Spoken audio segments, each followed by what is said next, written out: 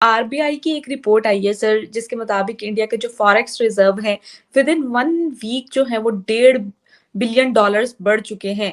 श्रीलंका के लोगों को विश्वास आ गया है श्रीलंकन गवर्नमेंट पे, और जो श्रीलंका का जो द करेंसी ऑफ श्रीलंका वो स्टेबलाइज हो गई है। तो इंडिया को थैंक यू बोल रहे हैं। आप देखिए, श्रीलंका, अफगानिस्तान, बांग्लादेश, इन कंट्रीज़ पर जब बुरा वक्त आया तो इनके दोस्ताना ताल्लुकात है जिन कंट्रीज़ के साथ, सबने बढ़ चढ़ कर मदद की। Modi is an extraordinary man. वो नॉर्मल लीडर नहीं है, ऐसे लीडर बहुत कम पैदा होते हैं। उनके पास विजन है समझने की, सोचने की। वो पढ़े लिखों को सरप्राइज करते हैं अपने डिसीजंस के थ्रू। ये पाकिस्तान की डिप्लोमेसी के बहुत बड़ा फेलियर है। इंडिया को डिजिटल पेमेंट का बादशाह बना दिया। आज इंडिया की जो डिजिटल पेमेंट है, आप जाएं इंडिया में और किसी जूते बनाने मोची वाले के पास चले जाए ना, आप उससे ये नहीं कह सकती मेरे पास कैश नहीं है।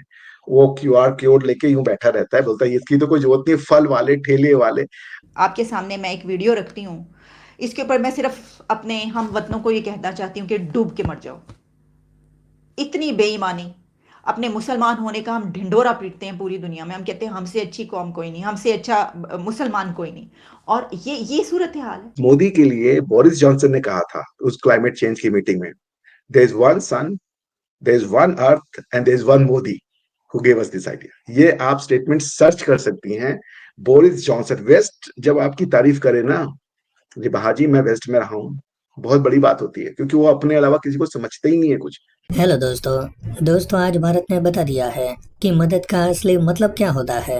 भारत ने आज अपने एक मित्र देश जो कि बर्बाद हो चुका है, उसे कुछ ऐसी मदद की है कि उसका वर्तमान के साथ साथ उसका भविष्य भी सुधर जाए। दरअसल दोस्तों, भारत ने श्रीलंका के 40 लाख बच्चों के लिए एक बहुत बड़ी मदद की है, जहां पर भारत ने कहा है कि वो श्रीलंका के स्टूडेंट के लिए किताबें देने जा रहा है, जिससे कि श्रीलंका की बुरी हालत का असर इन बच्चों की पढ़ाई पर ना पड़े, ताकि बच्चे पढ़ लिख कर श्रीलंका के भविष्य को उजागर कर सके और दशकों तक श्रीलंका को मदद करे। लेकिन दोस्तों, वहीं दूसरी तरफ ढोंगी चीन श्रीलंका को भारी ब्याज पर लोन दे रहा है, ताकि श्रीलंका चाइना के इस डेथ ट्रैप में फंस जाए। लेकिन वहीं पर दोस्तों, दूसरी तरफ भारत के पैसे श्रीलंका के बच्चों की पढ़ाई के लिए इस्तेमाल हो रहे हैं। दोस्तों, ये हम सभी भारतीयों के लिए एक गर्व की बात है, क्योंकि किसी भी बच्चे को विद्या प्रदान करना हमारी नैतिक जिम्मेदारी है। तो चलिए दोस्तों, इसी पर पाकिस्तानी मीडिया का रिएक्शन देखते हैं। तो आरबीआई की एक रिपोर्ट आई है सर, जिसके मुताबिक इंडिया के जो फॉरेक्स रिजर्व हैं विद इन 1 वीक जो है वो $1.5 बिलियन बढ़ चुके हैं। और क्या समझते हैं कि इंडिया की जो ग्रोइंग इकोनॉमी है उसके पीछे फिजिकल इंफ्रास्ट्रक्चर का क्या रोल रहा है उसका, और क्या कहना चाहेंगे आप इस हवाले से? थैंक यू रिबहा, आपने इतना अच्छा टॉपिक चुना। पहले तो इसके लिए आपका इस्तकबाल किया जाना चाहिए। It's a good topic to discuss, because I think दो तरह के इंफ्रास्ट्रक्चर आज की डेट में किसी भी सोसाइटी को ट्रांसफॉर्म कर रहे हैं, फिजिकल और वर्चुअल। इन दोनों इंफ्रास्ट्रक्चर में जो सोसाइटी आगे बढ़ रही है वही डेवलपमेंट की ओर जा रही है।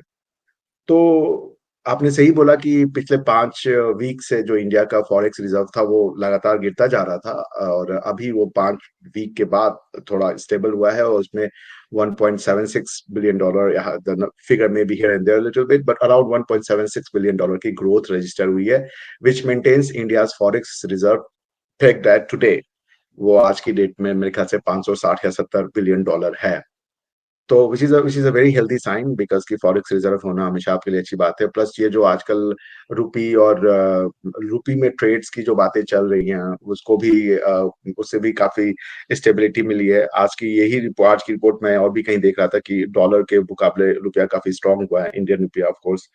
सो फिजिकल इंफ्रास्ट्रक्चर का ऑफ कोर्स इसमें रोल है। जब आप के पास फॉरेक्स आ रहा है, इसका मतलब है कि आप एक्सपोर्ट में जा रहे हैं। अगर आप फॉरेक्स अर्न कर रहे हैं तो इसका मतलब है कि आपके पास आपसे लोग चीजें खरीद रहे हैं।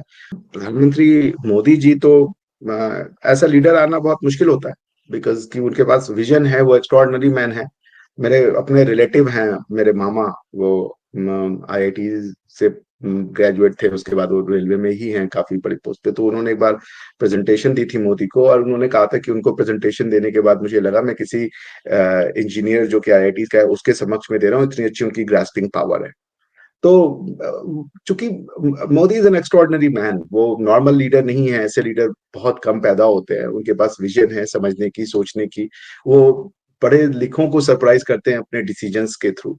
तो उन्होंने वो एक बात क्लियर थे, वो जब इंडिया में आए थे, जो फर्स्ट उनका मैंडेट था, वो मैंडेट था ही इकोनॉमिक ट्रांसफॉर्मेशन, बिकॉज उसके पहले पॉलिसी पैरालिसिस हो रखी थी, उसके पहले इंडिया की इकोनॉमी एकदम से सिंक कर गई थी। अगर आप उस दौरान पढ़ें तो ब्रिक्स करके आया था कि there are 5 shining economy in the world, Brazil, Russia, India and China, ऐसे करके, साउथ अफ्रीका को बाद में जोड़ा गया, ब्रिक्स नेशन की बात हुई कि दे आर द फ्यूचर। उसमें से फिर आर भी वीक पड़ा, रशिया भी वीक पड़ा, चाइना को छोड़ के सारे जो ब्रिक्स नेशन थे वो they started under performing. Modi के आने के बाद वो टर्न अराउंड हुआ। मोदी ने उसमें दो जाने अनजाने में डी एक्सेलरेशन का काम किया। एक तो उनका जो रीमोनिटाइजेशन था, इट वाज नॉट डीमोनिटाइजेशन, जो उनका रीमोनिटाइजेशन की पॉलिसी थी उसने थोड़ा सा ब्रेक लगाया, लेकिन उनकी रीमोनिटाइजेशन की पॉलिसी ने विली नीली जाने अनजाने इंडिया को डिजिटल पेमेंट का बादशाह बना दिया। आज इंडिया की जो डिजिटल पेमेंट है, आप जाएं इंडिया में और किसी जूते बनाने मोची वाले के पास चले जाए ना, आप उससे ये नहीं कह सकती मेरे पास कैश नहीं है। वो क्यूआर कोड लेके यूं बैठा रहता है, बोलता है इसकी तो कोई जरूरत नहीं, फल वाले, ठेले वाले। और हमारे यहाँ वो आजकल, आप साउथ इंडिया में देखे, गाय लेके आते हैं पैसा मांगने के लिए, वो गाय के माथे पे ही क्यूआर कोड लटकाया हुआ है, आपसे वीडियोस आपको मिल जाएंगे। सो पीपल हैव एक्सेप्टेड ये जो इनकी जो डिजिटल पेमेंट थी, वो it was something that perhaps was not part of the remonetization, but जिसे कहते हैं ना कि ये एक अनएक्सपेक्टेड रिजल्ट था जो आया और जिसने इंडिया को ट्रांसफॉर्म किया। आज इंडिया के यूपीआई कई देशों में एक्सेप्ट हो रहा है। इंडिया का यूपीआई मॉडल फ्रांस में एक्सेप्ट हुआ, सिंगापुर में एक्सेप्ट हुआ है, कई देशों ने उनके यूपीआई के पेमेंट को एक्सेप्ट कर लिया है। इस वक्त मैं वादी नीलम में मौजूद हूँ। यहाँ पर कश्मीरियों से, यहाँ पर मकामी लोगों से उनके हालात जिंदगी पूछूंगी कि क्या महंगाई जा रही है यहाँ पर, क्या फैसिलिटीज दी जा रही है यहाँ पर, और यहाँ पर साथ ही साथ जम्मू कश्मीर भी नजर आता है, इंडिया भी यहाँ पर नजर आता है, वहाँ का एनवायरमेंट भी नजर आता है, वहाँ पर क्या तरक्की हो रही है ये भी साफ साफ नजर आता है। आजादी राय पर, फ्रीडम ऑफ स्पीच पर भी बात करने वाले हैं, पूछने वाले हैं कि कितनी फ्रीडम ऑफ स्पीच यहाँ पर है, कितनी freedom of speech Jammu Kashmir में, इंडिया में है, इसके हालात ज्यादा बेहतर है। और अगर बात की जाए यहाँ पर, चूंकि इंडिया और पाकिस्तान आमने सामने हैं, तो जब भी गोलाबारी होती है या जब भी कोई लड़ाई होती है या जब भी कोई मामला होती है, तो पहल किसकी तरफ से होती है और क्या क्या फेस कर रहे हैं कश्मीरी, कितनी डेवलपमेंट हो रही है, जानते हैं लोगों से। तब तक के लिए मेरे साथ रहें।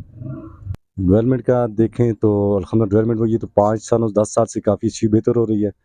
महंगाई की देखें तो 100+ देखें, महंगाई बहुत ज़्यादा है, जिसकी वजह से लोग तंग हैं, वो साख्ता चीज़ें नहीं खरीद सकते, और जो कश्मीरी कल्चर हमारी चीज़ें हैं वो डबल ख़र्चा हो गया, टैक्स ज़्यादा लगे हैं, जो बार्डरों पे पाबंदियाँ लग गई हैं।